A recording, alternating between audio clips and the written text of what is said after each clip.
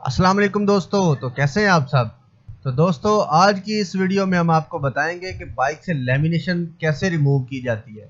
क्योंकि जो भाई बाइक पे लेमिनेशन या ग्लास कोटिंग करवाते हैं तो वो ये भी अक्सर पूछते हैं कि यार जब ये उतारेंगे तो पेंट क्या ख़राब तो नहीं होगा। तो ये वीडियो ख़ास उनके लिए है कि वो देख लें कि पेंट ख़राब नहीं होता और इसे एहतियात से उतारना पड़ता है। और अगर आप हमारे चैनल पर नए हैं तो सबसे पहले आप हमारा चैनल सब्सक्राइब कर लें।